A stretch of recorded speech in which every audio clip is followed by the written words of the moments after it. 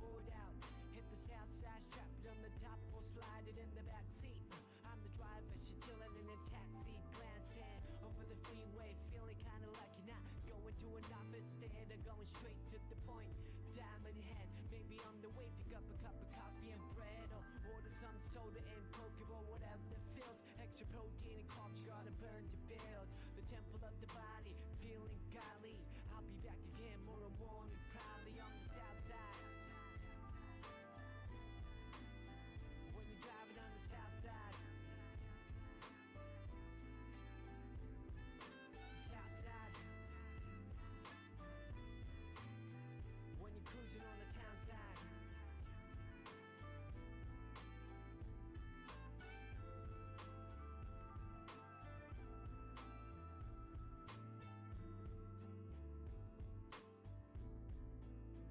A mystery to me how the moon pulls the body of water and causes the tides that we ride in the cycle, signifies the womb of a woman.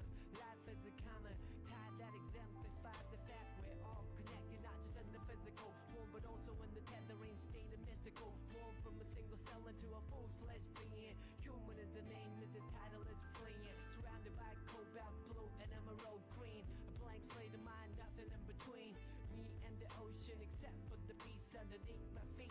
Such a pure retreat on the south side. When you're riding on the south side, south side. When you're cruising on the town side. I gotta go. Can't forget stop sign. Cruise the south, cruise the south, cruise the south side.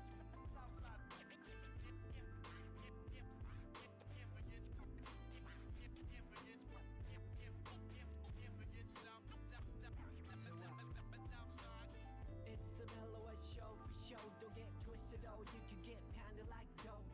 I lost my keys, one sound the blue. She ripped it out of my pocket, nothing I could do. Carried the 9-6 back to my friends, and I had to call a cab just to go get a spare. Break into my own pad, a messy affair. Hit a ride back, and I'm right back on square. One where started early in the day. Fast forward a few hours, learned something today. Hey, it ain't easy to make it look easy. Struggle is real, but the weather breezy on the south side. When you're chilling on the south side. South side. When you're cruising on the town side. I got it made.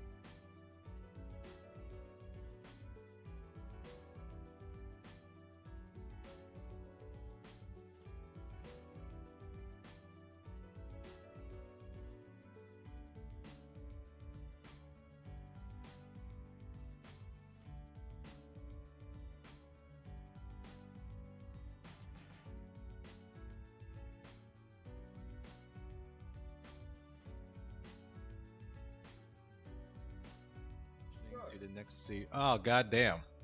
My ears. All right. Yes. Well, good evening, everybody else. Hopefully, everyone had a wonderful Thanksgiving week right now.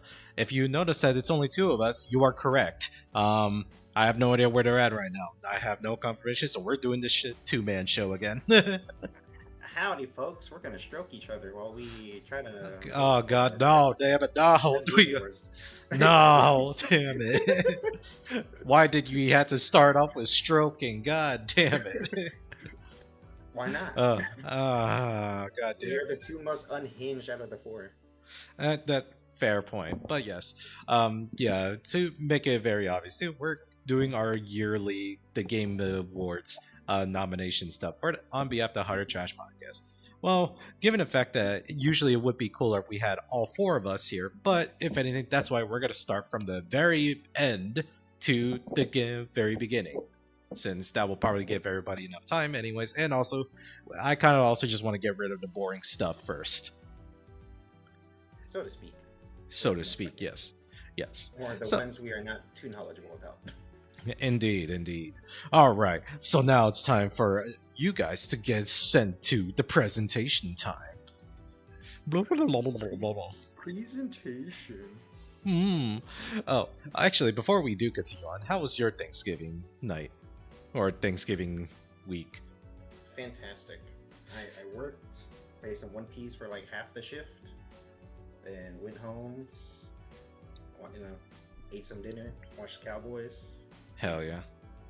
Had them whoop on Casey, you know what I'm saying? Yeah, Patrick Mahomes. Hey. No, Lloyd, stop it. It's so good, bro. Beat up. They won. I'm like, so, like nutting over. Cheer. Yeah. Please, no more descriptions like that, please.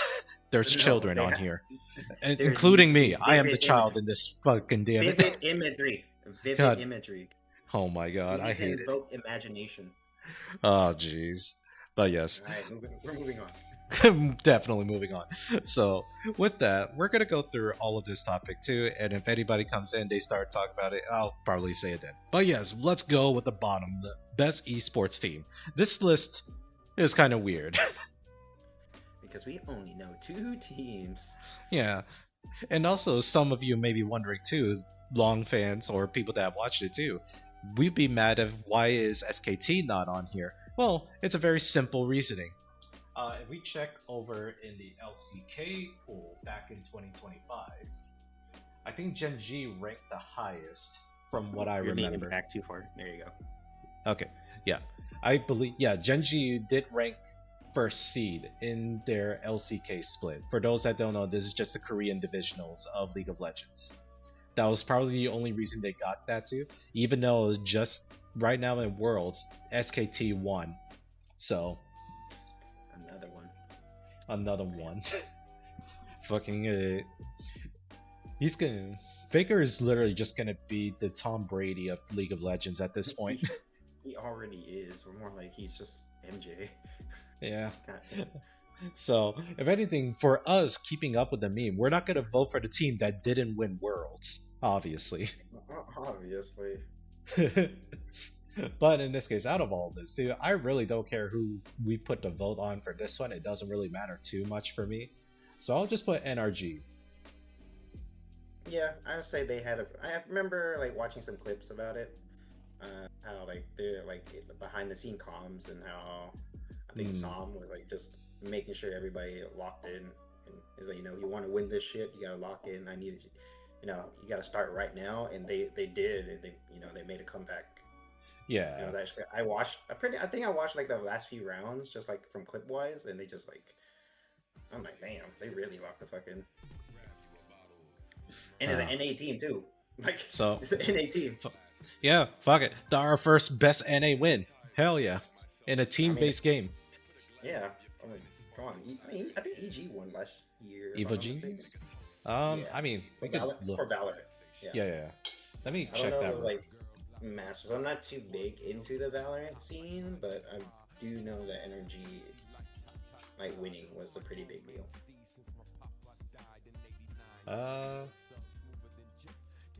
Oh, it was Valorant Champion Tournament was EDG.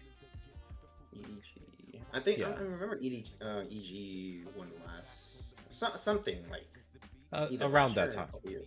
Yeah. Yeah. Like I said too, this is we've already had our piece about when it comes to like esports too. I think in general too, we'll do another follow up too, just because some more crazier things that has happened ever since like we talked about esports. Is it kind of quote unquote dying or not? But it's gonna be interesting. So be in tune for that. So we got that. So let's go to best esports athlete, and it's even funnier. I look at this list and I'm like, damn, they put Chovy on here. Unfortunate. So, anyways, Charlie's pretty good. yeah, but Like, I think it's just like between us two, like watching Yeah. fighting game. I would probably give it to Mena. yeah, This man is always in like the fucking top 6. Like with yeah, he is. He If he is needs top to 6. pull out, like if he pulls out Luke, he just pulls it out, right? But if he gets onto fucking Blanca, it's so fucking fantastic to watch. Oh my god, And I need it's to not like watch he's this. like the only Blanca that like well-renowned Blanca, like that I know of. God damn. And then it's like, and then Kakeru is also still my goat favorite too. But I also agree. I think Menard, just because, let's go. And man, I'm pretty, it's pretty choice. Yeah, I mean, to be fair though, it's like he's not necessarily like a new person that's been playing Street Fighter too as well. He's been playing it. It's just that right now, I think this is right now his spotlight. Yeah, Versus this like year, like this yeah. past year, he's been on like a fucking tear from what I've seen. Like every Yeah. now and then, I'll check back into like like fucking FGC. Yeah, And, like that's all I hear about him. God. Like, this man's just tearing it up. Yeah, so for me, if he wasn't in there, I would have definitely voted for Kakeru. But in this case, it seems like whoever put this nomination really did take the time to actually look into like, at least just the Street Fighter scene. I don't know who was looking at League of Legends here. I'm not gonna lie to you. Hey man, Faker will forever remain the GOAT. Yeah. So I thought it was like otherwise that they were kind of biased to, but then it was just like, I don't know. Maybe they are, maybe they aren't. Who knows? So we go through this, and then we go to the best esport games. So funny enough, so God, I hate the fact that we were talking about fighting games, but none of these are fighting games. That makes me slightly upset. But then again, that's fine. I don't really mind. I don't play too much. Like I can't really critique it too Yeah. much on any of these games besides probably League and Yeah. Valorant, because those are the two more accessible games that I really play. Yeah, I mean, in general too, it would honestly, I would put my vote between either Valorant or CS2. Honestly, this is the only thing I would put. If anything, if we wanted to like actually put it like the best esports game too, if anything, my girlfriend like kind of just showed me some stuff from Honor of Kings too. I don't know why that's not on there, even though Mobile Legends Bang Bang is literally made by Chinese developer. Honor of King is also another one too. But you know, it is what it is. Maybe next year. Maybe next year. So anything for this vote, I think we're just gonna pick Valorant again. Yeah. I felt like we did last time, but it is what it is, right? I'm not gonna like justify anything else here. Now, the content creator of the year. Oh shit.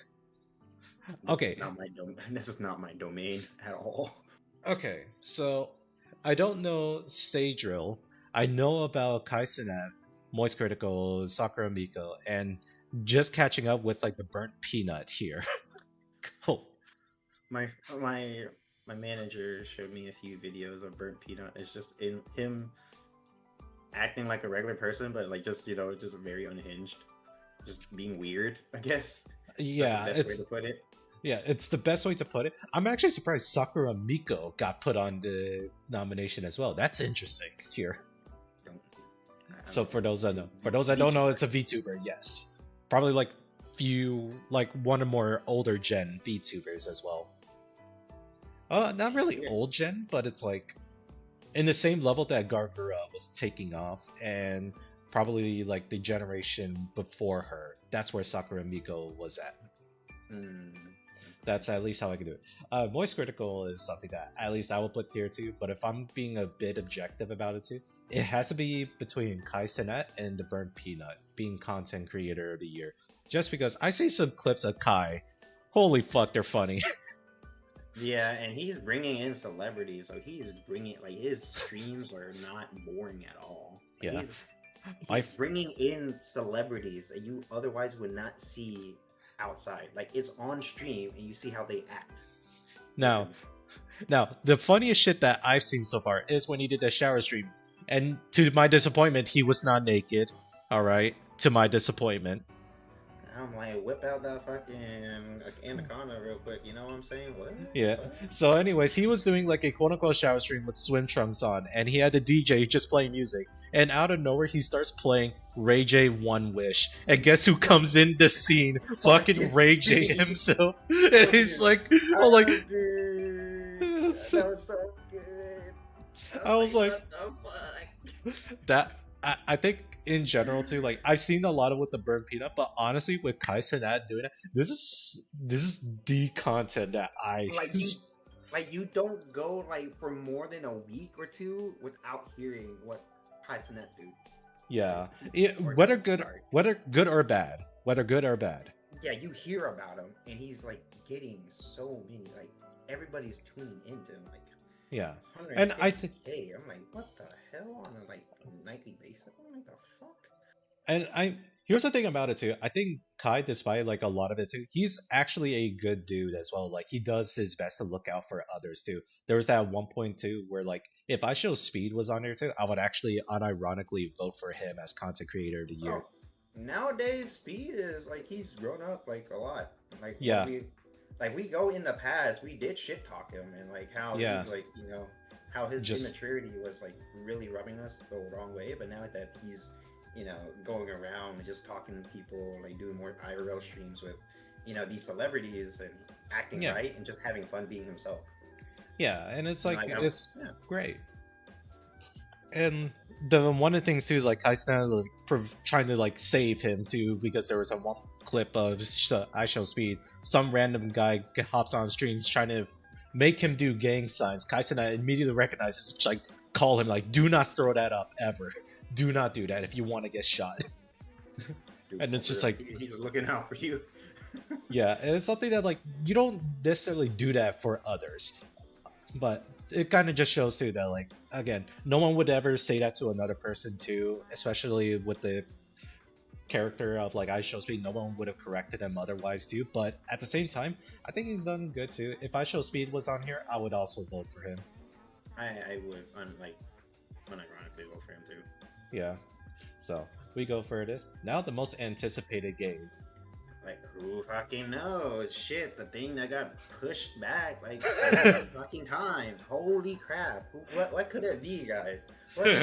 What could it be, ladies and gentlemen? GTA Nah. 6. I Nah. don't know. It could Yeah. be it won last year. It could win this year, but who the fuck knows? Maybe Winter 4. I don't know. Like I said, dude, it's most definitely gonna be Grand Theft Auto 6, dude. Only because it's not just the fact that a lot of fans are waiting for it. A lot of industries are eyeing this game. I'm like, dude, when is it gonna come out? It's like, y'all talking about this shit? I want to see gameplay, but it never Yeah. happens. Please. Yeah. I know it's I another mean- GTA game, but y'all just like, come on. Yeah, it's getting a little bit like egregious too, with like how much it's been revealed to us so far, based off like 2 trailers that they dropped for it. And so far, it doesn't look bad, but then they had to like push it back because of some development constraint that they were trying to go through. And I'm like, what constraint would they have left? But I don't know. I would say too, unironically, it is going to be this too. If you guys want like my vote about it too, I would have actually put in this case The Witcher 4. Contrary to belief too, I actually do like this one too. We've even talked about it as well. The Witcher 4 is featuring Ciri as like the main character. Fucking awesome idea. It was sort of less, the whole story was kind of built around that, if any of y'all were fucking paying attention to the stories. You know, Regardless. we went over it. And how like that fucking woke shit, like everybody's complaining that shit. I'm like, bro, let's give it a chance. Let them cook. Yeah, albeit the only thing I don't agree narratively is that they actually turned Ciri into an actual Witcher instead, which that's its own problem later on down the line too, of why I feel like that's not a great decision that they should have went for. But yeah, it's whatever. It's whatever. But yes, if it was like the normal vote here, it would be Grand Theft Auto 4, 6. If it was for me, I would put The Witcher 4 or the Resident Evil Requiem. Maybe. So now, let's go with Best Adaptation. Oh boy, here we go. So, we have all of these stuff here. I was so mad whenever I saw this, and I'm like, where the fuck is Sonic 3? And then I checked when the Sonic 3 was released. It missed the time window to be nominated. I'm like, I fucking hate it. What was the fucking time window? I think it had to be starting like January of this year. And Sonic 3 came out in December, from what I remember. What? I think there's just an exception. It's pretty Yeah. much like a different. pretty much the same Yeah. season. Not really, but then it makes sense. Like, it's not technically of the year, right? Yeah, I guess. Makes sense. Yeah, it's That's it. fine. Anyway, so where are we at here? Oh, the best adaptation. I'm picking Devil May Cry. Just because. I have not watched any of these, so I cannot give a valid opinion, even So- though an opinion is just an opinion. Now, I will say a couple things here too.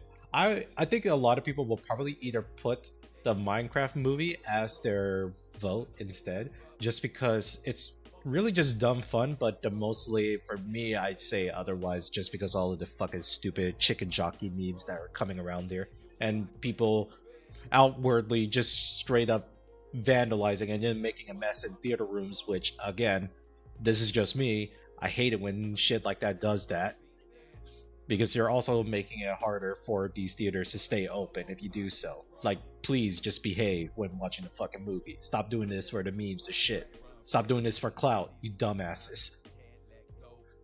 Anyways, that's my thing. And Devil May Cry, I just love the IP series. I think they could have done this a little bit differently, but you know, I'm actually enjoying for what it is.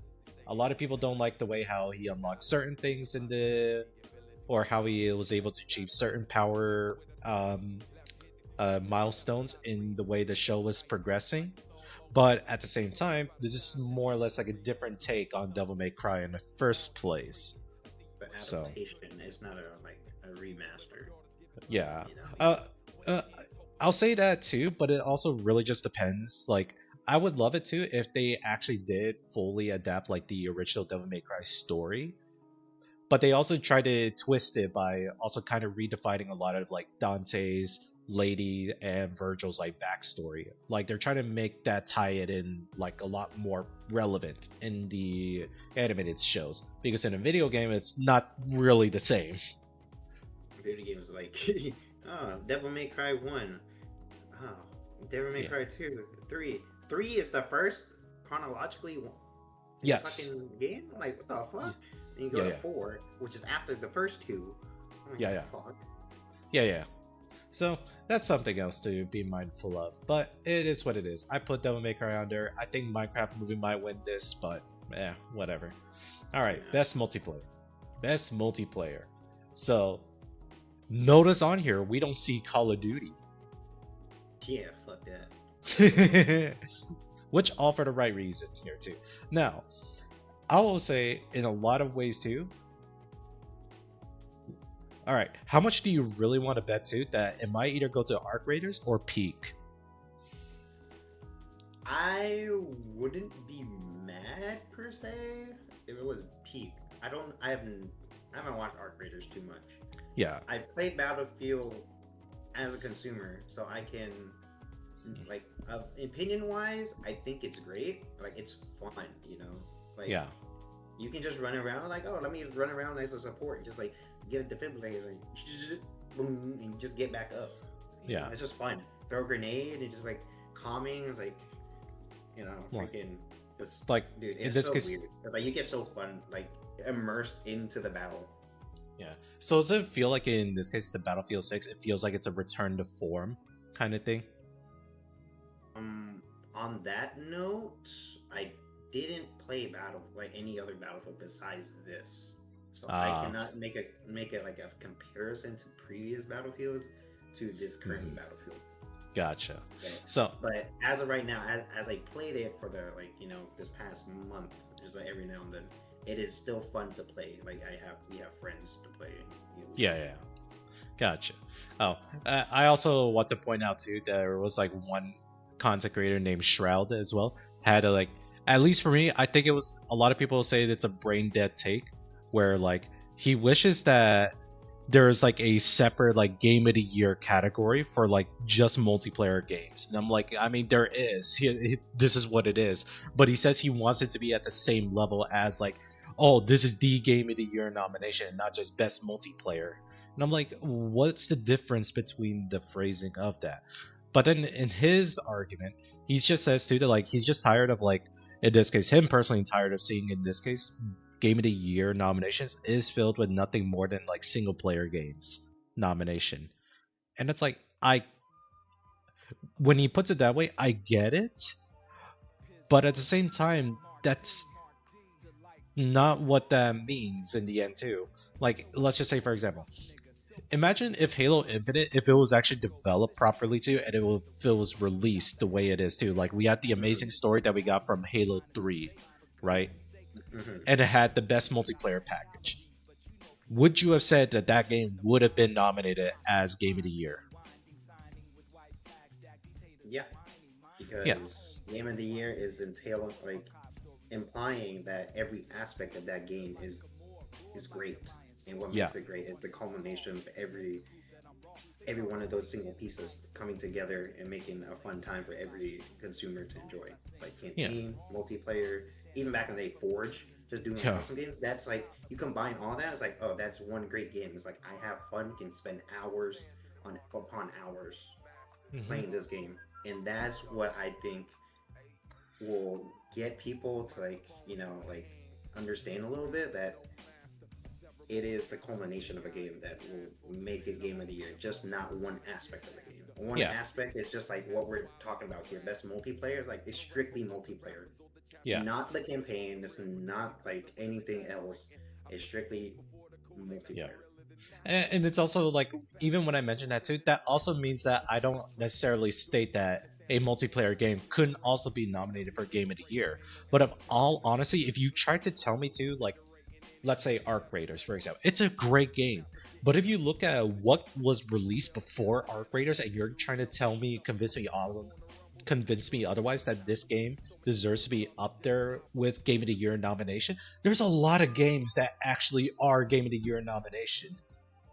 So I am not. Yeah, and I'm like, I'm not entirely surprised either too, because I got to look at the nominations already too. And guess what? Arc Raider wasn't on it, but that's okay too. I think in general, I think this was like a very hot year for games in general for both. Dude, Oh man, so many games that came out that I could not play because there's so many options. We were stuck in the 2025 was the paradox of video games because there were so many good ones that if you didn't have to really have the time to really play. yeah, because like 2 years ago, it didn't feel like that at all too. Like there was just straight up like games that weren't interesting at all. Yeah, but this year, holy crap! There's like been bangers after bangers, dude. Like every month, or like every other 2 weeks. I'm like, god damn. Yeah. So in this case, let's see for the final vote here. As much as like some people would probably put Elden Ring Night Rain as well too to just be the meme, I honestly want to give it to Peak. In all honesty too, because I would probably go to Peak or Battlefield. I don't know split fiction or like Arc Raiders. Like I said, what I've seen in Peak, everybody seems to enjoy it. It's just fun. Yeah. Here's the thing about it too. It's like, here's the great thing that anybody needs to actually understand this too. These were in this case nominated. They were selected as best as they possibly could in the category that they're supposed to be like entering in. So even if that's the case, what about these games that weren't nominated? Unfortunately, they just didn't get picked. But if all honesty, too, all of these games are equally good on their own too. Split Fiction, these were the ones that, or this was the same guy or studio that made like It Takes Two, that like couples therapy co-op game, which a lot of people probably like disregarded it, but it was actually really fun. So really, all of these games are great. So this is sort of, oh man, we're going into some really hard hitters, maybe. But let's go into this best sports and racing. I'm gonna probably go quick with this one because yeah, I don't know much about anything else. But I will say this too: I put Sonic Racing. Dude, I've seen some gameplay of that shit. Looks so fun. I remember, Yeah. like, it reminds me of like, I know it's cross world, but like, remember, like, did you remember playing like Sonic Riders and Zero? Yes. Dude, that shit was so fucking fun. Ah, god damn it! You've been, god damn it! You say 20 Sonic Riders. I'm 20 years ago, dog. Sega. You know what you gotta do. Please. Let's go with Sonic. Fuck it, just go with Yeah. Sonic. Yeah. We're going with Sonic Racing Cross Worlds too. Look, listen here. All right.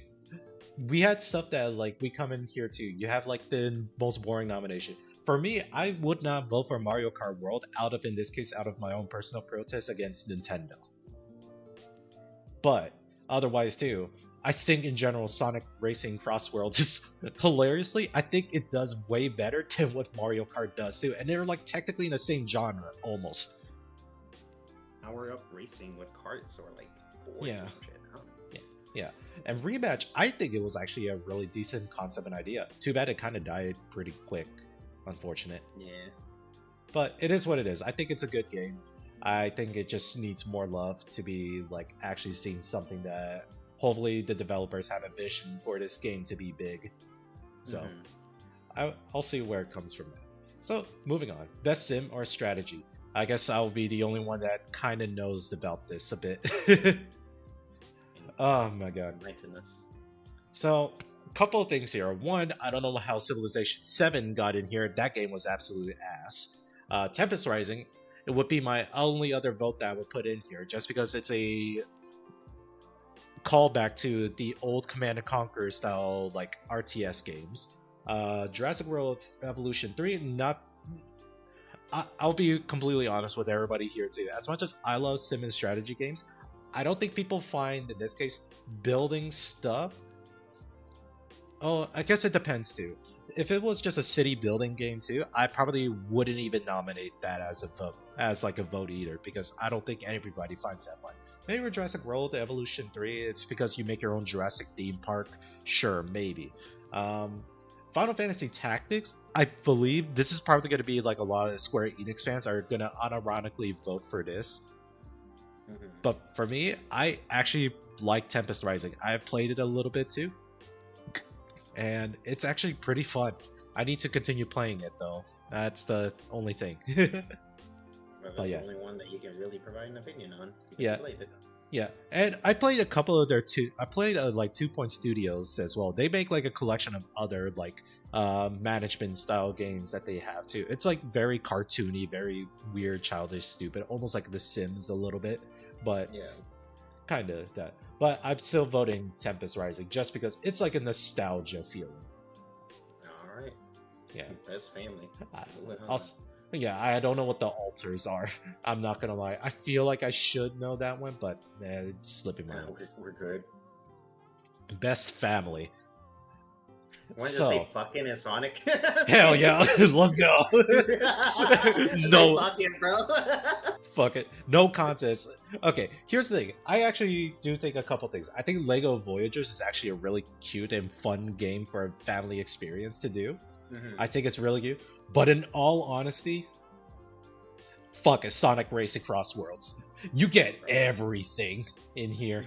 Low key, I just might buy it later. No. I want to play a Sonic Racing game again. Like, I miss Sonic Riders a lot. Sega, you know what you must do. You have the fandom by the balls here. You could do whatever you want, but please release Sonic Riders. Re-release it. Remaster it. I don't care. I just want to fucking, like, just go through the fucking stage. I'm like, I know it's Sonic's fast, but we're on fucking airboards, like basically hoverboards, man, like That shit was actual cool. hoverboards. Yeah, that shit was cool, man. All right, so then we go for best fighting. This was probably like the worst category that I've seen so far. Dude, I don't know what to pick because I've been so out of place in fighting games. Like last year was so fucking like that, like it was highly Packed. debatable. Like it was fucking what? There's Mortal Kombat. I believe there's What was it? Guilty Gear? Guilty Gear Strive was in there. Yes. Yeah. Then you got Tekken. No. It was Guilty Gear Strive. It was Tekken 8. That was for sure. And then Street Fighter 6. Yeah, dude. Fucking packed. Literally all the like pretty much the big main events at Evo. Yeah. Were nominated. No. I gotta reel myself back in when I say it's the worst too, because here's the only thing about it. The only thing that's actually like new and good too would be like Fatal Fury City of the Wolves and maybe 2XKO, but 2XKO isn't officially released yet. It's still technically in beta. Yeah. I'm putting in air quotes here, but it's only still in beta, and right now it's just not looking that great for the most part. If anything, I'm so upset too for my case, for the most anticipated game. Why is Marvel Token Soul not in here? Has it been released?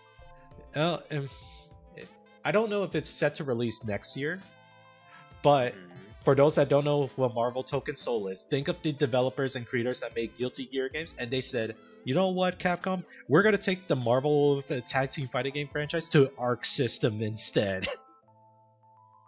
And it looks dope as hell. The first time... And the moment it threw me off is when I heard Iron Man and Captain America start speaking in Japanese. I'm like, what the... Huh? Nani? That was exactly my reaction. But all right, but I guess we gotta pick a vote here. Honestly, I'm only voting Fatal Fury because that is unobjectively, like, it is actually a new game that came out that is officially released, and it's not like a collection. It's not a collection, nor is it actually like a beta game. We'll go with that. Yeah, but next year there'll be Marvel Token Soul without a doubt, or Avatar fighting game, which looks like a Flash game. God. All right, best RPG. All right, so this is gonna be fun here. Okay. There should be a clear winner, but there are a lot of great games. What I've heard, because I got my manager's opinion on this, and he also thinks that Kingdom Come is also like a dark horse. If you're only talking about Expedition 33. Yeah. But the problem here's the actual real problem about like this choice here. These are all great choice. The problem is the fact that like the clear two winners, they are both like small industry studios too. So it's really hard. It's really, really hard. Oh my gosh. Obsidian got two games in here, so good for them. Yeah, good for them. Unfortunately, Avowed wasn't that great, and Outer Worlds 2, I haven't played that yet. Actually, wait, hold on, that's crazy. They released both those games? Holy shit, this year? Damn. That's what it says. Okay, well. That's what it says on this page. Yeah, so if anything, really the top contenders will be Monster Hunter Wilds, but my vote, honestly, it would have to go to Expedition 33. Just because the only thing that's holding back Monster Hunter Wilds is until they release that optimization patch, hopefully coming this December too, I'll be able to play it more.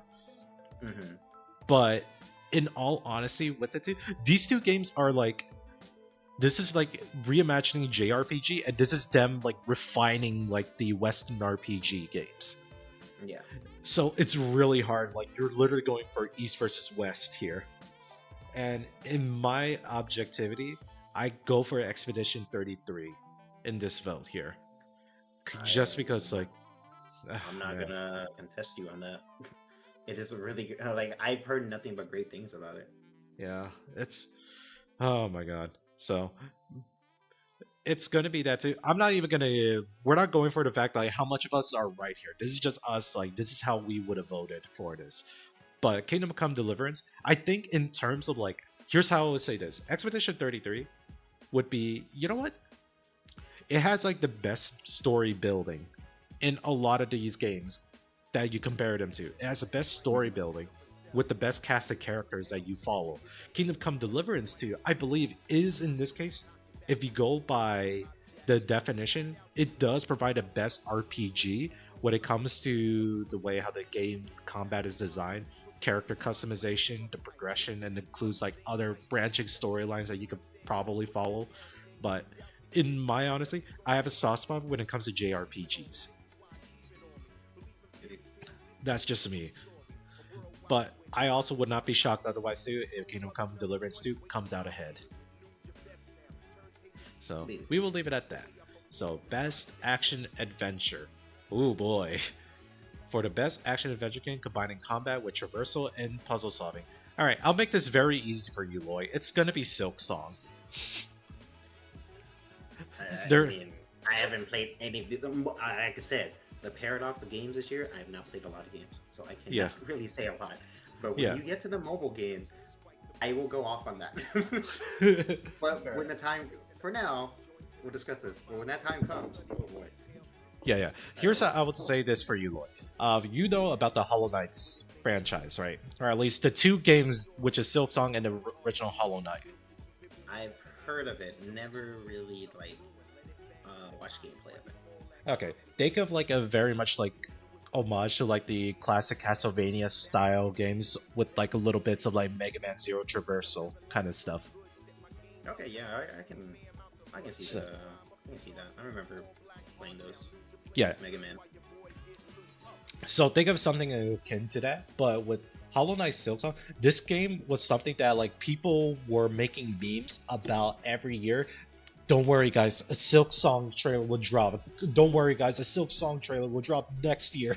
And then it kept going on until later. It was like, in like a random Nintendo Direct, they didn't even show an official trailer. It was like, oh, also here's this instead too, Silk Sonic official release. I'm like, wait, what? It was just only a picture, no trailer whatsoever, and they just said, oh, we're gonna be releasing a trailer for this soon. I was like, what?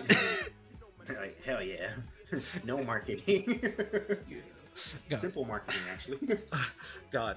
And here's the big thing about it too. I believe the way how a lot of people are treating Hollow Knight, this is something that's just from me paying sort of attention to the indie space. Hollow Knight is a very big deal, and the fact that it was one of like the very few like great indie games to make it so big and impactful that it started changing the way how game genres are like designed or developed from that point on. That's how important this game was. And by the time they showcased when Silk Song was going to be released, so many indie developers voluntarily decided to move their game to or delay their game just so that one, it did not have to impede Silk Song's like release. But in all honesty, it's because it was probably a smart decision for them, because they would definitely not get the sales that they would be hoping to get if they released this game at the same week as Silk Song.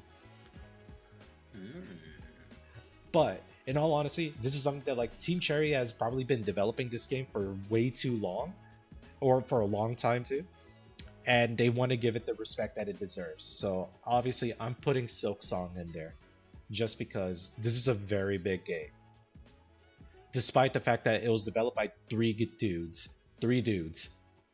Hey, a game is a game, whether it's created by 1, 2, or 3. Yeah, sometimes 300 and it looks like a piece of shit. No. You got to think about this. It's got to be thousands. That's a AAA standard, or 1,000 plus. No. Quadruple A. Oh God. Hold on a second. Was there? Notice how we never saw a single Ubisoft title. Let's go back real quick here.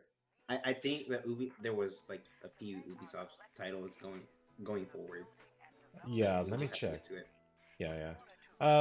Did we came across any? Let me see here. No, none of the. Yeah, not yet. All right, good to know, I guess. All right, now we go for the best action game. Holy shit! Look, probably Hades. No. Ninja Gaiden 4.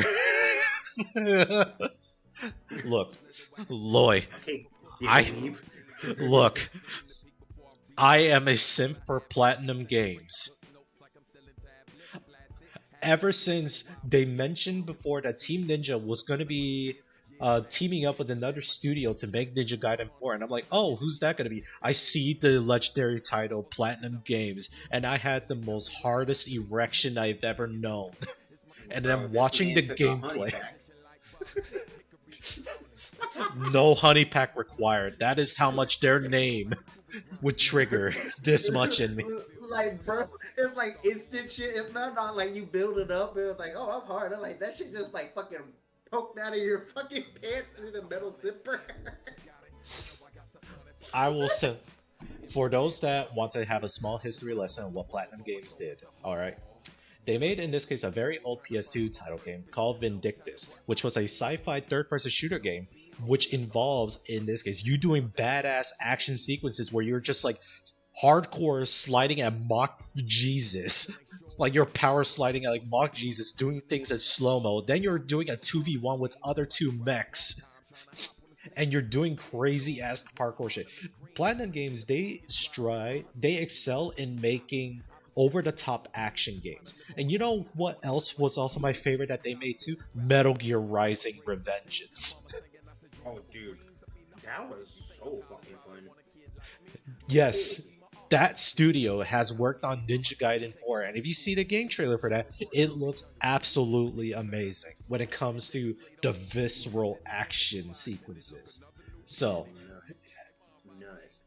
Nut. That's all I'm I'm s- hearing. that is, like I said, I would give it to Hades too, but in all objective speaking too, Ninja Gaiden not only does it carry the title, and it carries with it the original like feeling that the previous Ninja Gaiden game felt. No, we are not going to acknowledge the NES Ninja Gaiden game where it was a fucking hard as hell 2D platformer game.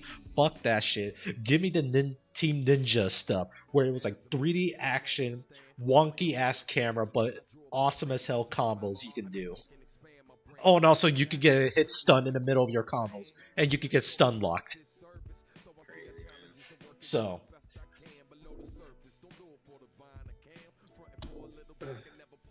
anyways, Jesus. my bad. I was drinking water, so. No, I need to change my pants after that. Hey, bro, just bathe in Ugh. it. Just like squish, squish, squish. All right, I'll be honest with this one too. I'm gonna skip the best VR and AR stuff. This is not really a category that I honestly care about in this regard, just because VR is too early. It probably is still too early because it's still like not even attainable for anyone else to play. And also trying to develop a VR game is absolutely a nightmare from what I've seen. So we're gonna move on from that. So best mobile game. All right, Loy. I know your ass has played at least 3 out of the 5 games here.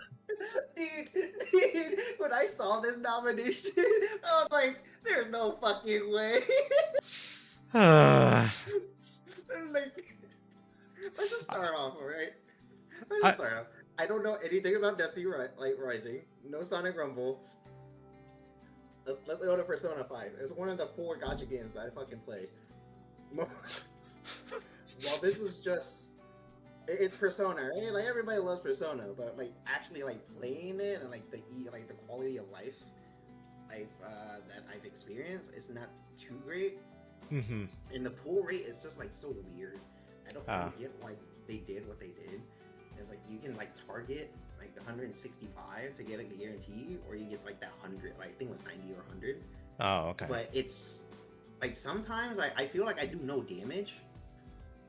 I don't think it's, like, because of my, like, relics or anything. It's like, what the fuck is this shit? You know? I'm like, what is this? Like, it's like, out of the 3 I play, it's probably the 3, like, it's probably the one I don't really, like, understand too much. And when I try to watch videos to understand it, it's not that great. The 2 other games, we'll go into, let's go into Wuthering Waves. We both played this. Yes. We have both talked about how this game has taken over recently. Like, preferably anybody that goes from, like, Genshin to Wuthering Waves in that, like, open world aspect and combat system. That combat is fucking fantastic. like you can do so many flashy shit. It's like playing Devil May Cry in a fucking mobile game. Don't do it on your phone. It's absolutely horrendous unless you want to like just have thumbs just swiping across your fucking phone the whole time. Which, if anything, that's something you can do. I play on a controller anyway, so it literally makes no difference for me. It's just the fact that it's between a controller and a touchscreen. Yeah. So other than that, fantastic. Characters are great. I don't know too much about the story nowadays, but Brian here has been keeping up with the story. So if you want to take over and explain that, how you think that is.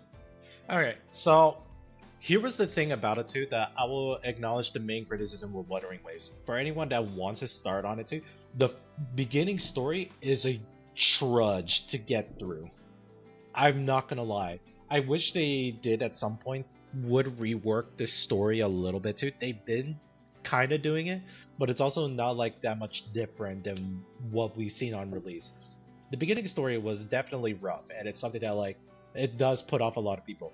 But by the time they got to, in this case, the second continent that you get to visit, oh my god, it seems as though like they actually nailed down the storytelling of what they wanted to tell.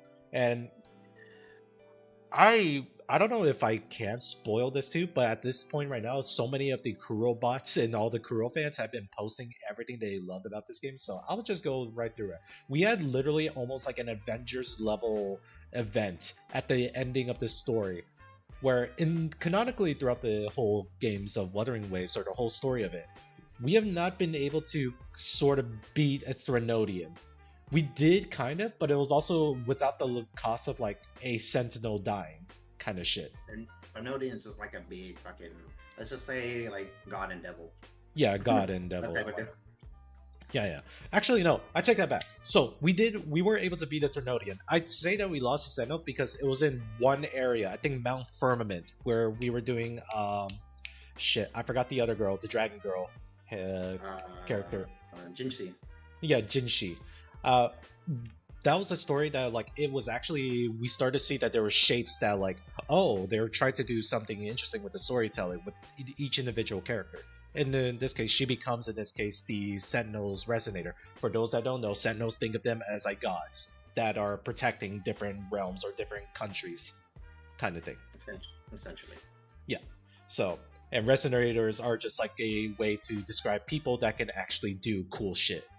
That's all that really means. So, moving on from that. And then we go into Renacida, which is the next continent that we visit to. Holy fuck. It was like loop twists and turns that we thought like, oh, is this the guy the main villain? Like the Pope is the main villain? Actually, yes, but no at the same time. Like everything is gray only because of the fact that the Sentinel that was protecting this continent was actually the Threnodian. But if you go into the story, it's not even that either. It's the Threnodian and the Sentinel combined together that they had like a clash of like power struggle that ended up like affecting everybody on that continent. So it's insane with the story too. And we ended off with the fact that we actually killed a Threnodian. In this case, the Leviathan is what we were fighting against in the whole entirety story of Renacida. So we fight that off, we kill it off, with a character that I didn't expect it to have such a pivotal like role in the story, which was Galbrana.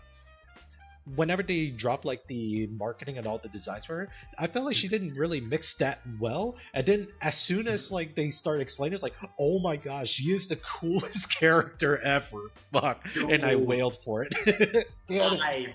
I'm so sad I didn't get her because she is so fucking cool. Like if you want to talk about badass women, I'm like, what the fuck is she? I'm like, holy crap. I'm like, dude, her playstyle with like the fucking, it's just like I said, like DMC gameplay, but you literally, Brina is literally the fucking child of like fucking Bayonetta and Dante and Bayonetta with the aesthetic like Nero, like fucking like Nero palettes. I'm like, it was like, yeah. So if anything, my vote would be going to Wuthering Waves only because the fact that Update 2.0 did so much for this game to bring it back to like what it like held it back on launch. I'm not gonna lie. Quality of life is exponentially better than what it used to be before the 2.0 patch. Yeah. So That's like for me. And honestly, I actually gotta give in this case a credit to Ume Musume Pretty Derby because this game has been going strong for a long time. And then it just blew up, and I'm like, oh shit. Dude, this shit was over in Japan for nearly like 3 or 4 years before it came to the US. And once that shit hit the US, it hit like a fucking rocket going to like into like fucking into like a goddamn right like railway tunnel. It was like holy shit. It was like I just took off. Like I don't know, that made no fucking sense, but like dude. It had it like, in this. how? Like I said too, sign games. I thought I was done playing with you, and then I go to another sign games game, and I'm like, God damn it, dude! I'm too invested into this game. Like I joined a club and everything. We have like monthly fan quotas that we have to meet just to get rewards and shit. Yeah. But, like the character designs and just like the aspect of like it's a roguelike. Like just to make every horse better. Yeah. It's so satisfying to see the payoff.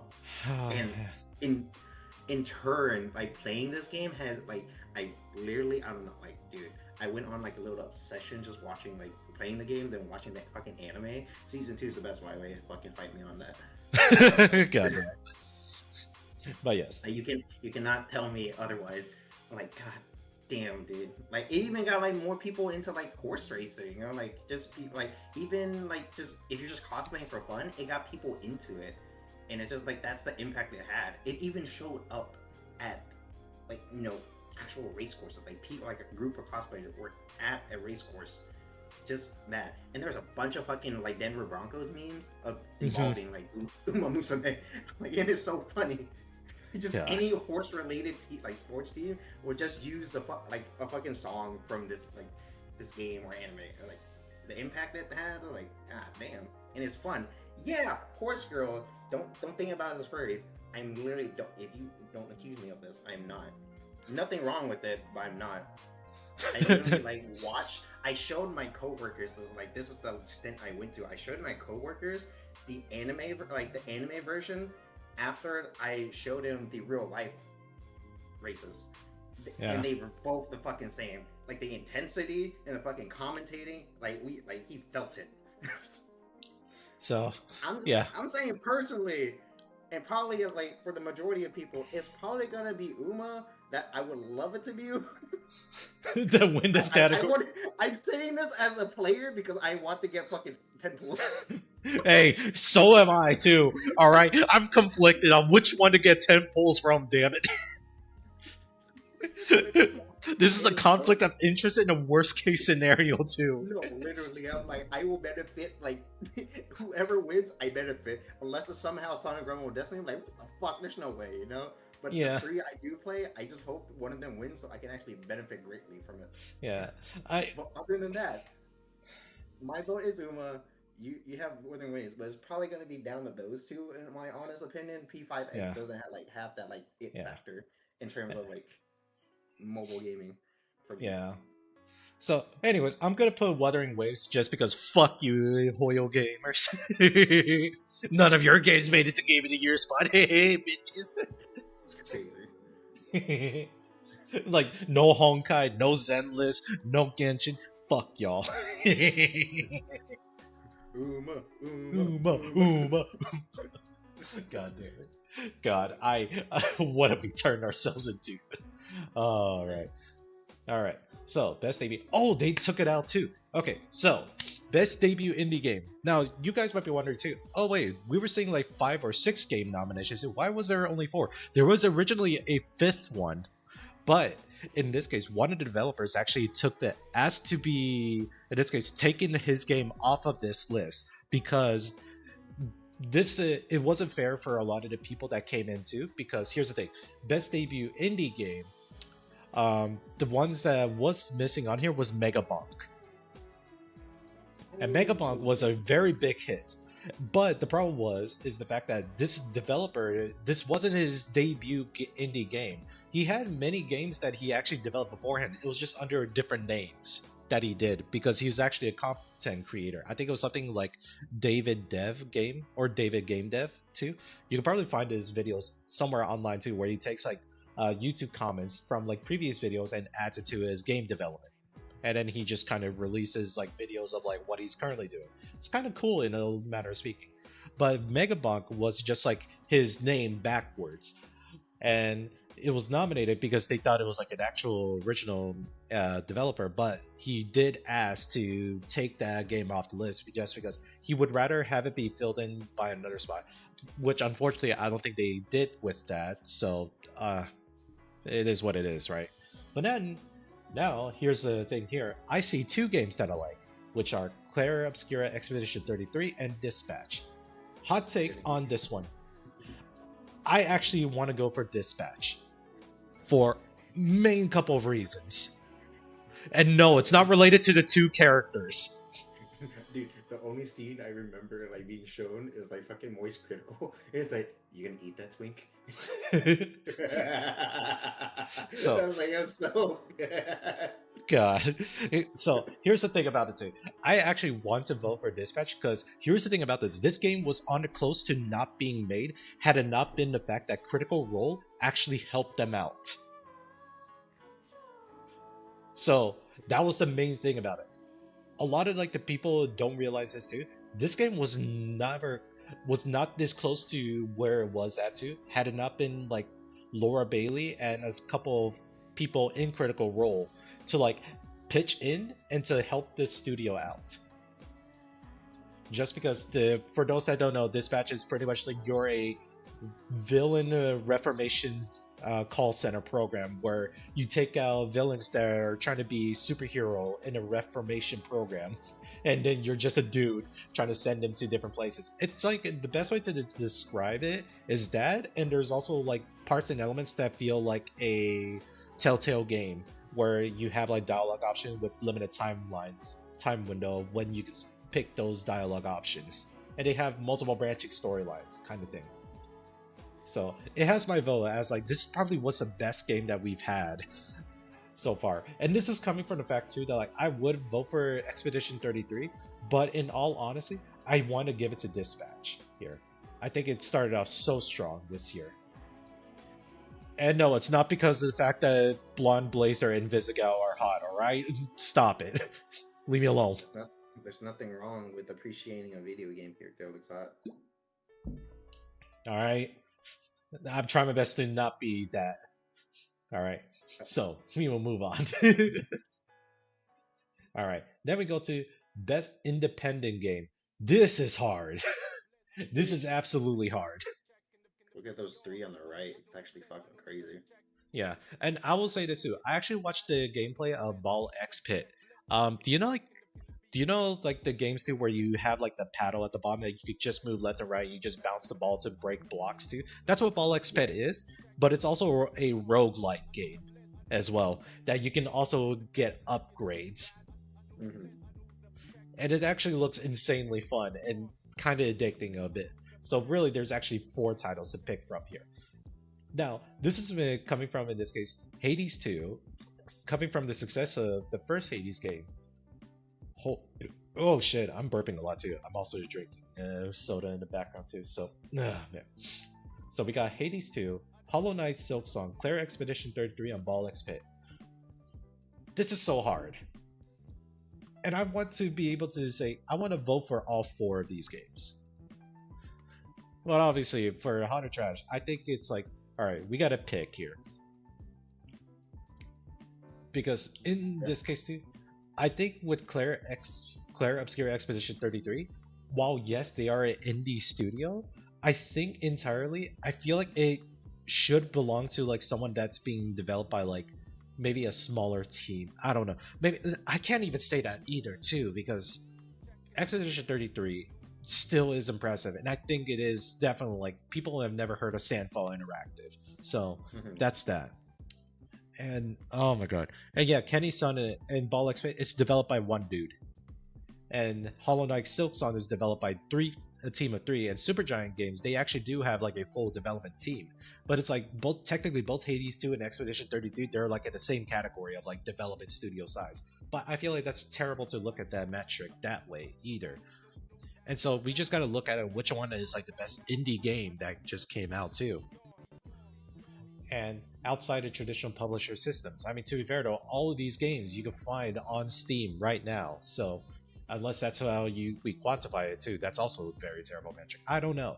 This is all right, Loy. If you were had to give your own personal vote, what would it go to?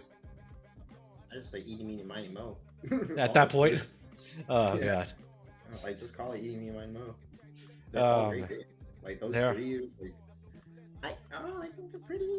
Maybe some. I mean, Expedition 33 is nominated for like a lot, so we'll get to that. We're yeah, getting towards that part where you will see a lot of Expedition 33.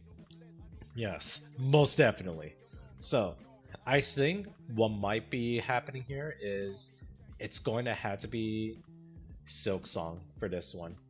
I do think that Team Cherry does need to. They do deserve the recognition they got here. And I even think too, like all these other studios would recognize each other otherwise There you about go. like that. So, regardless, now we go to the next one. Best community support. Oh my fucking god. No, they make it hard with 3 games here. Damn it. Do you know they actually do? Damn. This is the only time given a year or two. There's no like actual like one objective winner in a category. They're all like the ones we were thinking. They're all great. Yeah. I've played like one. I played 2 of them, but the one that I'm thinking about, I think we can both make a consensus on that. It's part of it. It's going to be Baldur's Gate 3. Yes, it's going to be Baldur's Gate 3, but in all honesty right now, No Man's Sky, I played this game too. They're still making new shit for this game. They just recently came out with a new update. And they keep on doing it. They keep They doing on it. It's like stop. We could give you money. Stop releasing. No, we want to impress the fans. We want to treat y'all. It's like, what is it? It's like, holy shit. And then Helldivers 2, I think by the most part too, with Helldivers 2, God. Here's what I would say with this here. I think Helldivers 2 has the best community support that it happens outside of the game as well. Kinda. What I mean by that is Helldivers 2 has a lot of support where there was even some things too that Arrowhead Studio did as a fundraiser too, where like there was like a mission that you had to do where it's either you do this one mission to unlock like this anti-tank mine, or you go to this one planet to save like a children's hospital. All the players, without hesitation, they did that mission and they succeeded it 10 times over. Versus getting the unlock. That says something entirely too. And at least for me, I think what would definitely like held it back behind too was like their whole spiel with like Sony Interactive or Sony Entertainment wanting to like bind everybody's Sony account to like Steam, and there's like a couple things too where like not every country can make a Sony account too because they were blacklisted under Sony's policies. It was like really weird how people are going to be able to continue to play Helldivers 2 in a country that can't make a Sony account. Dude, that was a shit show of an episode that we did. Yeah, holy hell. Like, what do you mean that there are just countries that cannot make a Sony account? Why is that? It's because the fact that none of them could afford to pay for like internet or a PlayStation 5. Like, what the fuck? That's so fucked, man. Yeah, it is. It is. But we already talked about that, so Yeah. So if anything, oh god. You know what? I do think Baldur's Gate 3. I will put Baldur's Gate 3 just because I think there's more stuff that they're releasing about it too. Hell, they even released like a whole multiplayer or like a whole development toolkit for like modders to mess with too, so they can make their own stuff. Dude, I love it when they just like literally just put mods in the game. So Yeah. Yeah. so and it's licensed too. We didn't have to search for this. It was like already built into the game. Yeah, holy Great. shit. Oh man. What a game you are, Baldur's Gate 3. It's fun, dude. Anybody that doesn't know D&D and wants to like get a little piece, this is Mhm. probably the best, like one of the best ways to do it, other than doing the actual like tabletop. Yeah. All right. Now we get to the best ongoing, outstanding development of ongoing content that has evolved players' experience over time. Now, it is actually between two games, and no, it's not Marvel Rivals. Only because I feel like that doesn't deserve the title it gets to because it's still a new game. Still a new game. Cylon's booty, bro. I'm just kidding. But you understand my reasoning too, why I wouldn't pick Marvel Rival as best ongoing. Yeah, this is for development of ongoing content. Let's Yeah. like make it better. Yeah. Kind of like, it's in a way it goes like it's it's a tandem with community support. Yeah, It's yeah. still its own separate thing. Yeah. So, and here's the thing about that too. I would have picked No Man's Sky, but I actually do pick Helldivers 2 because even after the Sony stuff too, there was a lot of bad things that happened with Helldivers 2 where they were nerfing too many things that made the game almost unplayable to some people. And then they were like, wait, why are we doing that? Just buff everything. Fuck Make- it. Yeah, just make it fun too. Here's because guess what too? Well, how are people playing the game? They're playing the hardest difficulty. That shit's already hard. Just buff it. Doesn't matter. Yeah, buff every freaking gun I wanna use. Even though I've never played it. It looks hella fun. I Yeah. know a lot, like our friend group in particular. Like a few of y'all do play it, and Yeah. it looks so Yeah. fucking ridiculous with the ragdoll physics and shit. It's like, it's like I get fucking capped by another person. Like shit. you fly like 1,000 meters. It's like- so funny. It's like, God damn it, not again. And like the way they fucking fly is crazy. Yeah, I will say best ongoing would definitely be Helldivers 2 because they did do a big turnaround for this game. So now it's a little hella Good to hear. So games for impact. I don't know about this shit. Okay, honestly, let's not even try to do this. Yeah. For Let's thought just provoking skip. with the pro social meeting. Yeah, I'm not gonna interact with that. Innovations and accessibility. I remember we had like things that we said about this game too, of like, what the fuck does that mean? And I heard too about this one where we get to learn about the nominees, about like what they did otherwise. Mhm. So it wasn't like, is it just like, did they add like new feature settings too to make the game more playable, or what did they define it? And then this is the criteria of what they did too, which is like, okay, that's cool, I guess. Hate the fact that you had to Yeah. access like a different page in order to read all this shit. Dude, it's a But- fucking goddamn. What the fuck? Yeah, so I mean, God, let's see. You want to just say fuck it? Yeah, this is a more like a fucking moment. I'm just gonna place in this case Doom Dark Ages. This seems the most accessible game. Dude. Yeah, that seems about right. All right, best performance. We're gonna ignore the fact how most of these voice actors that you see here are literally in Expedition 33. Me. But Me. No, man. God damn it. It's either fuck. I either want to vote for either Ben Starr or Jennifer English. Jennifer English, for those that also don't know and they want to know who that name is or if it sounds familiar, she is the voice of Shadowheart. Fantastic. So there's that. And also for those that want to know who the hell Ben Starr is, he is the voice actor for Clive in Final Fantasy 16. And there was even a meme of Ben Starr that I will unironically vote for him because he had the best moment of video game awards. Where it wasn't even centered around him. Let me see if I can find his fucking thing. Yeah, it was the fact that he was like just getting blasted. Damn, he got backshotted? No. Like, Like, like, so yeah, they made a meme about him where he was just like chilling, someone else was doing the talking to, and then he just had to clap while the spotlight was just blasting in his eyes. Like, all right, just pretend nothing is happening. I can't see. that's fucking great. So, fuck. I vote for Jennifer English because Shadowheart my waifu, but Ben Starr is my goat. Yeah, I'm kidding. I'm just kidding. Who gives a fuck? Like, Yeah. Yeah. Oh, and also, yeah, Charlie Cox. He was also like the fucking face for Daredevil. So, more you know. Best audio design. Okay. So, recognizing best in-game audio and sound design. Well, I guess since you play Battlefield 6, well, does it sound that much better?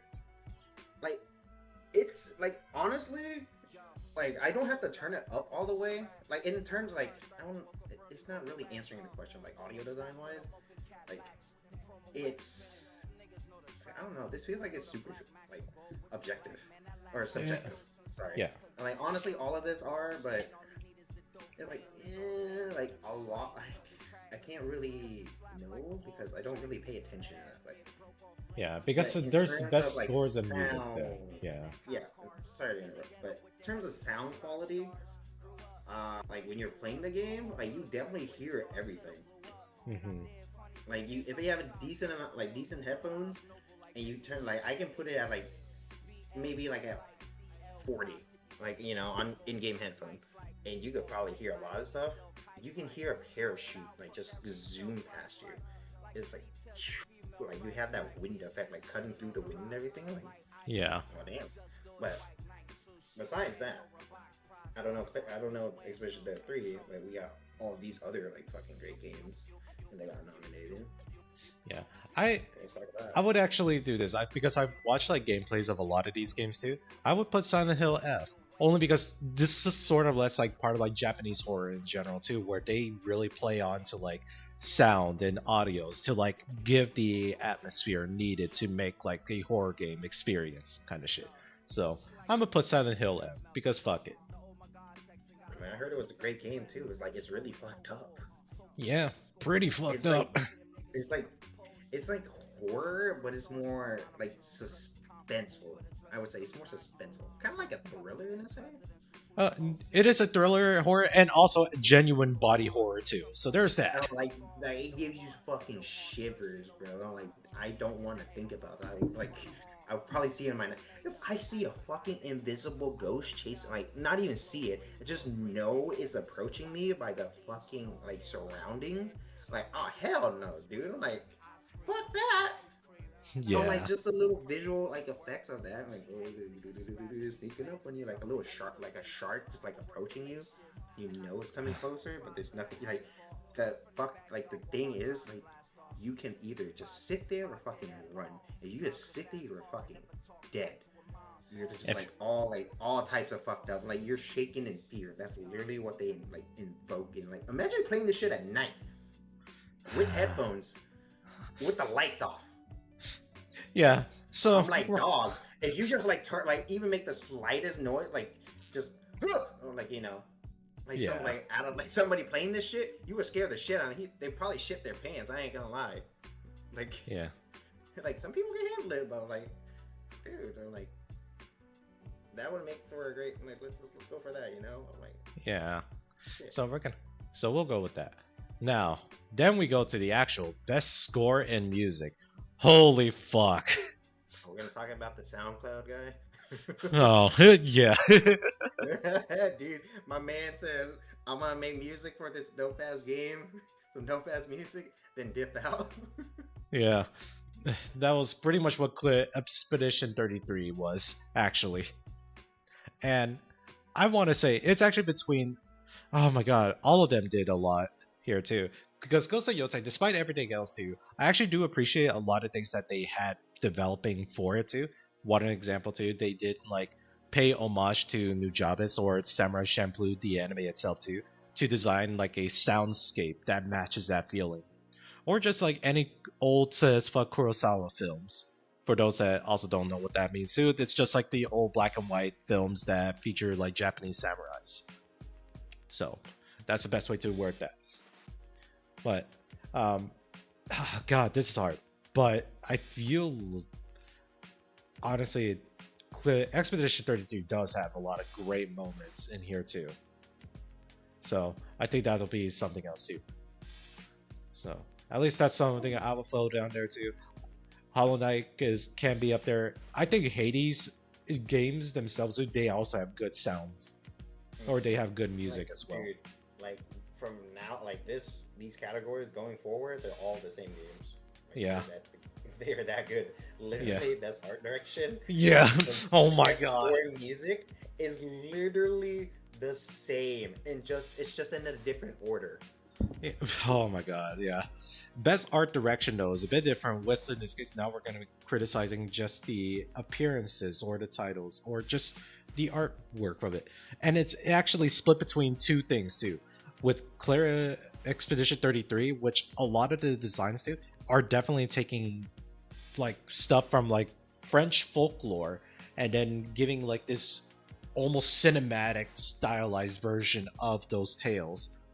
And then Ghost of Yotei, you could literally cater to what kind of art style or to what kind of style you want to have in your game. Hades 2, I'll be honest, it was objectively a beautiful fucking game too. So is Hollow Knight. Oh my god, these games are hard to fucking pick. That's what I said, dude. The paradox of choice. God. And like I said too, I won't say any further of Death Stranding 2. Just because the best art direction about it too is like, Kojima, please stop scanning like famous actors' feet for whatever reason. Hey, people like feet, bro. Kojima, for whatever reason, just I don't know. He just has a collection of celebrities' feet, maybe a 3D scan, not just photos, just 3D scans of their feet. Hey, like what to each of their own. Yeah, I'm not here to judge either. I'm just saying too, it was one of the things that I've noticed about it. It was like, man, these feet are very detailed. Dude, fuck it. Yeah, so, oh god, I'll say art direction. It's gonna be Expedition 33. I do like the way how it looks too. And we get into, hey, look again. Best narrative. Okay, look, there's a difference here. There's Kingdom Come Deliverance 2 now. Mm-hmm. But oh my god, there's everything else here. Oh god. Dude, all these stories are actually really good. When you really get into like the deep lore of them. Yeah. Holy shit. Yeah, so we got, in this case, Expedition 33 definitely is also the best narrative out of it. I think it would be contending with Silent Hill F or Kingdom Come Deliverance 2. Or, oh god. I went into like just speaking, like going back on Silent Hill. I remember watching like a video of like how, like, I don't, spoiler alert, let's just say that. But it's not mainly about this like whole entire story. It's just what happens to her specifically when she took pills. Apparently, like this pill, like these pills are supposed to be like hallucinogens. Yeah. Hallucinogens, and her whole thing, like she was going through the game, like being fed these hallucinogens from her friend, and these specific ones can only be found like near bodies of water. And then like just going into that, they like going back into like real life and just finding what happens in real life. Like, dude, the lore goes in so deep. So they went back like so far, because this shit happened of what, like in games like what, 19, like in the 1900s or something, like I would say so, because it's like how arranged marriages and shit. Yeah. But I would say, like, let's just assume that like 1900s, just for the sake of that century. But yeah, yes. they went into like how like these things were made, and how like in real life there was like the actual like plant that was used to make these hallucinogens were like made in real life. It was near bodies of water, and in the hometown, like where this story is taking place, like her friend is like where he lives is near a body of water, and he was the one that was feeding it to her. Yeah, it's like, a lot of like like her best friend is literally like drugging her. Yeah. Or I would say best friend, but like friend is like literally drugging her, and that's just like, damn. Like you really get into it, like what the fuck? Like just that little like small little detail, it goes so much deeper. Like, yeah. And it just plays into the narrative. Yeah. Obviously. Yeah. So it's like I put in this case Expedition 33 just because like in this case the storytelling of in this case like anybody that at this point there was like a world number that is like appears, so anybody that is older than that number 2, they just disappear or die. They don't necessarily die, they just disappear. We don't know what happens. It's just a purge. Yeah. It's really it's a purge. And then in Expedition 33 is literally You're 33. They're going 34. You're fucking erased. Like if you're like if this shit count and you see 33 on that fucking tree that was painted by the fucking paintress, you're fucking dead. Yeah, and it's And like, holy shit, dude. and yeah, there's been expeditions to try to like stop and change that, but they were never successful. And now it's like now it's up to you because now it's getting really desperate now. Like, Because the main character, you're about to be erased too if you don't complete your quest. yeah. So And it's eventually really, the entirety of humanity. yeah. So that's a very fun thing to do. It's like a pretty JRPG-esque storytelling, which Yeah, I like. Fucking the fragility of your life. Like holy Yeah. crap. Yeah. So we got that. So that's great. Best game direction. Fuck me. I'm literally like I said, I mentioned before, like we are approaching the like categories of where we will see the same games, and Expedition 33 is nominated for all. Good Yeah. chunk of this. Yeah. And I think they got, in this case, a small award of like being nominated in most categories. Like, dude, rightfully so. Like, Yeah. Yeah. like, I put. like, we glaze it a little bit. Let's just say that we do glaze Yeah. it a little bit, but it's well deserved glaze. Yeah. Like that sounds so inappropriate, but Yeah. goddamn.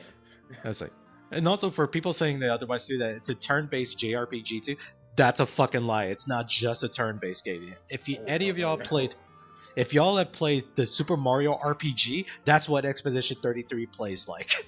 Dude, this is far from just any turn-based RPG where you press a button and you do that actually. No, these motherfuckers make you interact to give you Yeah. more opportunities to do damage when it's the opponent's turn. Yeah. You So get it's to like, parry, and then like at the end of it, do more damage. Then you're doing like there's like QTEs or like effectively QTEs. like holy crap, it's so like it's just fun.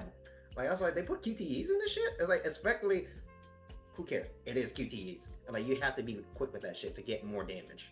Yeah. I'm like, what the fuck? Yeah.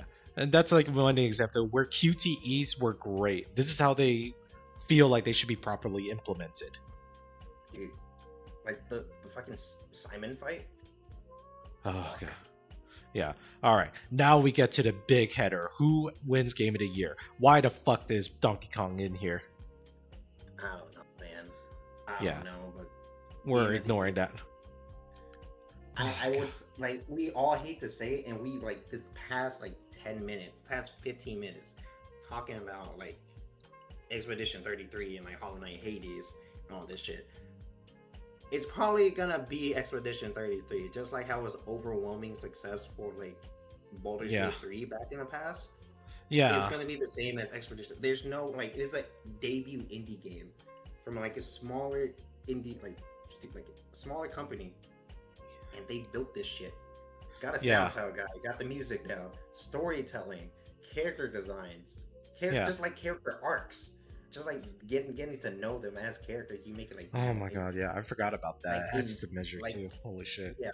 just that is part of like what makes a game like the best in their respective year. You know, like I went back on this like how we were like doing like Halo and shit. Like Halo 3 is like like in the Shroud argument is yeah, you hate to see it, but like the argument for us is for me especially, and some people some people might share the sentiment as well, as like the culmination of every aspect of the game, like whether it's going to be art design, the character design, just like weapon design. Let's not forget Yeah. that. Like yeah. the scenery. Let's just do that. Like the scenery, like you just load into a game and you just stand there and you just look and you just pan like the camera and just look at the fucking world that they built. Then you just go through the motion, like have the narrative, all this dialogue, all the voice acting. That is what's gonna make a good game of the year. If that's what you believe is like your definition of game of the year, then you're gonna vote for what fits the best. Like in that, in that sense, which is granted, I personally have not played any of these games, but I have watched like a lot, like just gameplay. content from this. I'm like, and I've not heard nothing but like good things, and it's just like the same thing. It's like the art design and the music, the freaking Yeah, gameplay. And, like it's just, you could just see me all hovering this across the too. board. Yeah, hovering in this case. It's, Holy hell. it's just across the board. It's like, yeah, you can make a case for everything else, but does it make you like that aspect? Does it elevate everything else as a collective? Right, and this is just a lot too. Like, I think this is going to be a very good game of the year show. I'm not gonna lie.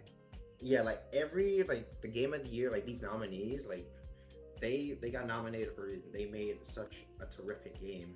Yeah. Each and every one of these, and people, and attract and retain fans of this, like their respective IPs. Yeah. And Expedition 33 is not even it's not even its own, it's a single entity that just debuted this year. Like it has no prior context. It's RPG and just build upon that. Yeah, I mean, this game was announced years back too, and I thought it looked interesting. And then as soon as we saw the game too, here's my thing about why I believe that Expedition 33 should be nominated for such.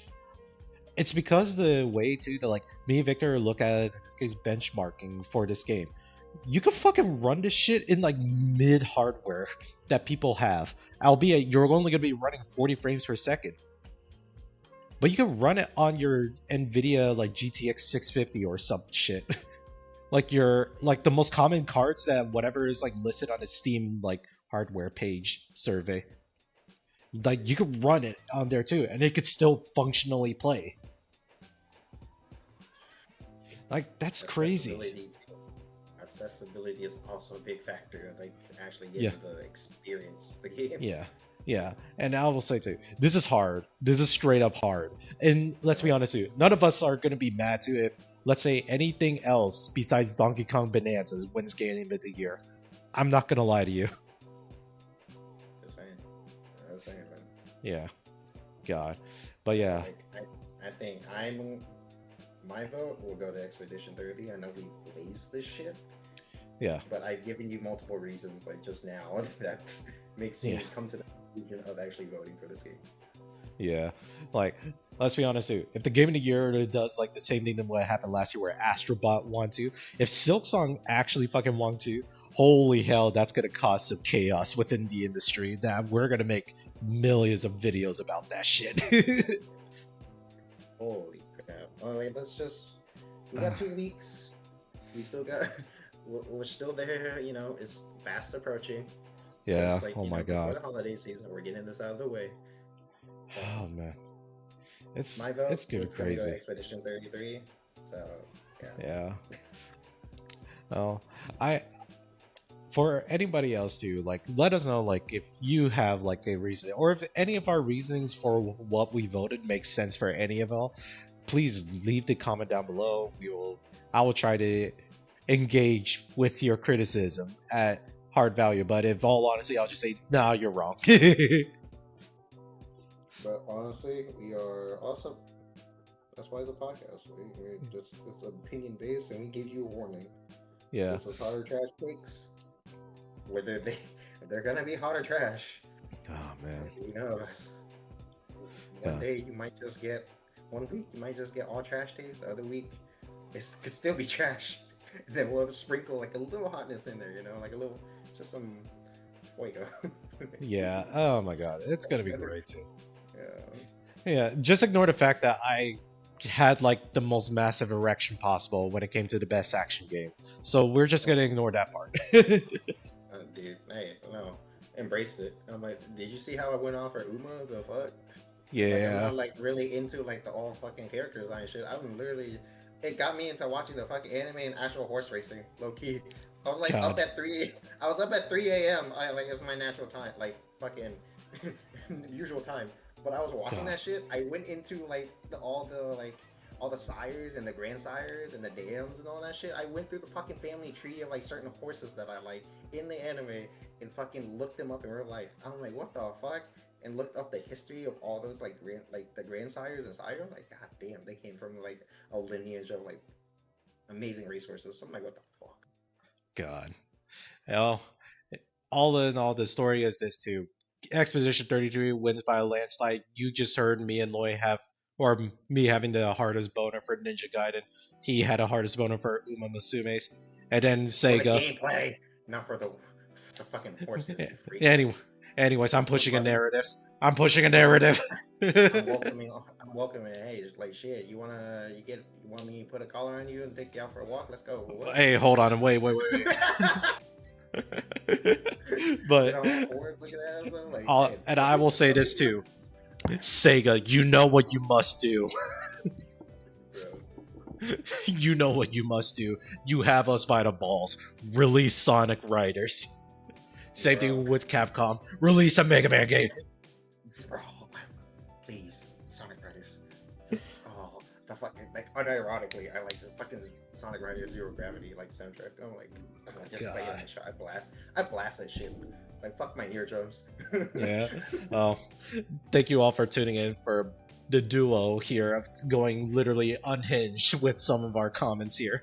But this is just us like kind of showing like our passion with the games that we love playing with too, as much as we can play.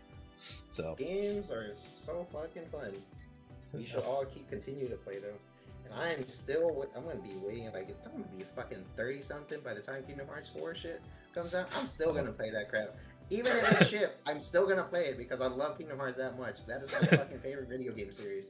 Hands fucking down. I don't care. Dearly beloved, just sitting on that fucking menu screen, fantastic.